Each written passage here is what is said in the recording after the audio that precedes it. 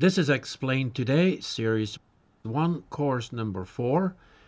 This is about AI Google Bard for Beginners, a course specially designed for small business leaders, and it was created by the American Association for Small Business Leaders, the people at Rapid Devs, helping us create software for you, and the people at Zillion Research Labs, who are creating blockchain and crypto applications for small businesses.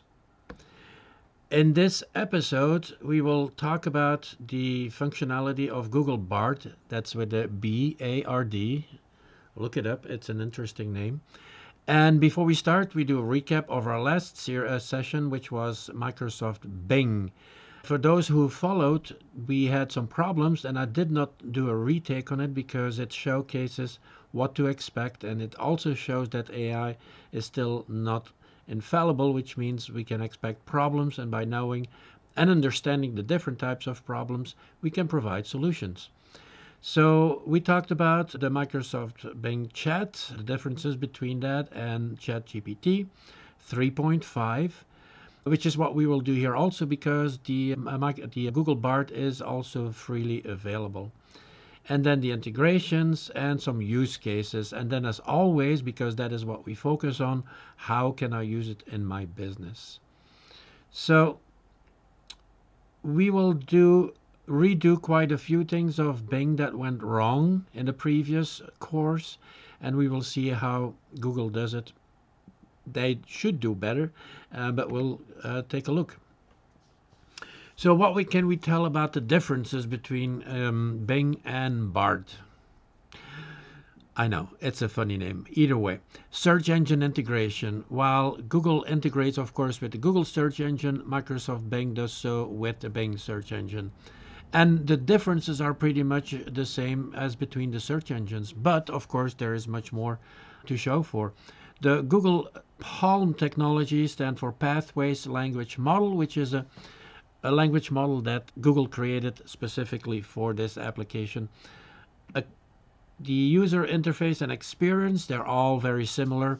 You have a prompt area, and in this case we will also use image prompts as input instead of text. We will showcase that a little bit in this course. The real-time analysis. So Google is strong in analysis, so we anticipate that the research or the real-time analysis will also be available in their AI model. And then Bing, of course, has less of that analytical data compared to Google. We have not tried language translations because, again, we focus on English language applications for English businesses, but eventually we will get to the translations in time when it makes sense. We can think of Spanish, French, and other languages that we can use for translations, but that would then be a more specific course geared towards that. But apparently it is a very good feature also. And then the specialized prompts and queries that we will test. Again, here we will see how Google Bard compares to Bing Chat. So what are the use cases that we can expect in this course? First of all, we included 3 image prompts that didn't work in Bing the previous course, but I tested it just right now before we tried, and everything looks good. And then a couple of text prompts that were the same as the Bing, so we can make some comparisons and see where that ends up. And again, like we talked about yesterday, you're either invested in the Google platform, the Microsoft platform, the Amazon platform, and then of course everything outside of that. It kind of falls in line with the products that they provide. So the use cases are the image analysis. So we will upload a financial statement of a sample dummy company. It's a balance sheet with assets and debts, and see where the ratios stand. And that will be a real-time analysis. We see how that goes. The second image is a hand-drawn HTML with 2 pages and the request to store an email value in the database. So we have 3 parts: the HTML, the SQL code, and the script.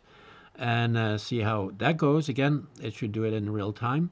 And then the image, the third one, will be a diagram of a customer complaint. So it's a document that can be created internally in a company to train people or to let employees understand how to deal with customer complaints.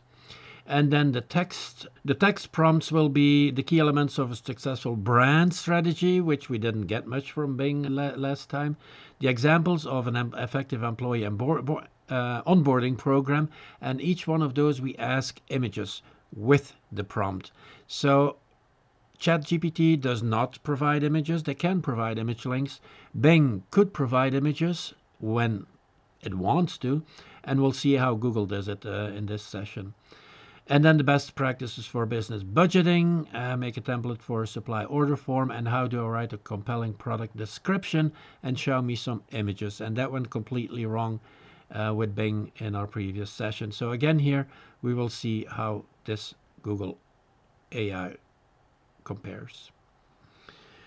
So if we look at it quickly here, this is the example. And again, the idea is not that we study it, that we analyze it. What we try to do is just show how to upload an image and get the analysis back and see if it makes sense.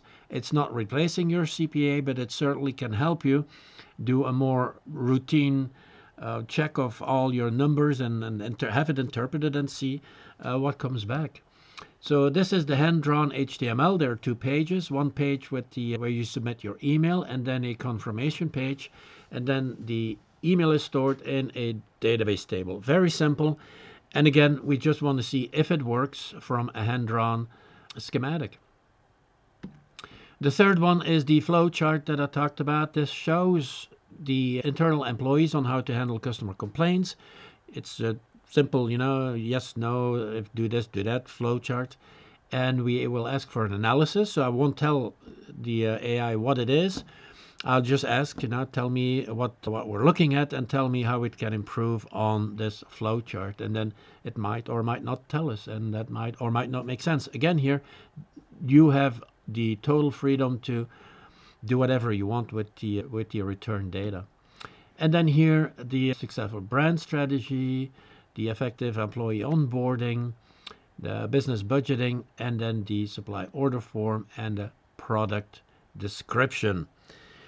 So without any further ado, we will start our live session now. And right now. Or register, you just need a Gmail account and it's free.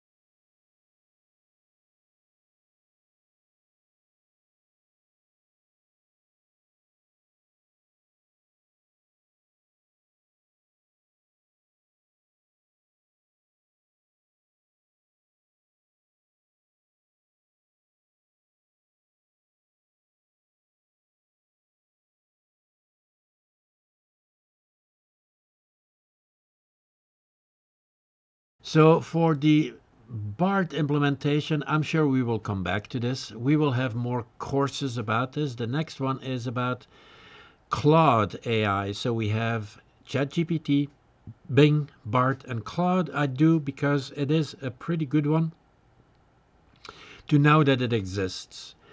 And if you want more information, we have a membership site, the American Association of Small Business Leaders, and then, of course, explaintoday.com, which is where we have all the videos. And these are membership sites. We update them on a very regular basis, and we keep you updated on all the good information on how to use it for your business. We have the memberships, and then to stay updated and keep learning, because this goes very, very fast. So you got to stay updated. And also, we will inform you of our GPT-Workdesk software, which is absolutely the greatest tool to use in your company for implementing AI, implemented in your business. We also promote linking with other businesses because I'm always interested in hearing what and how people use this. And I want to hear the success stories or the problems. If you have problems implementing it, we're available for consultation. We're available for coaching. And my email is conrad@explaintoday.com. And again here, the American Association of Small Business Leaders, the people at rapidDevs.com for rapid application development, they do really great work. And then the people at Zillion Research Labs for blockchain and crypto implementations. And here we are at the end. I hope that in these last 30 minutes you have learned something that you didn't know 30 minutes ago. And this is my motivation to keep going. Thank you for your time, and I invite you to our next course. See you then.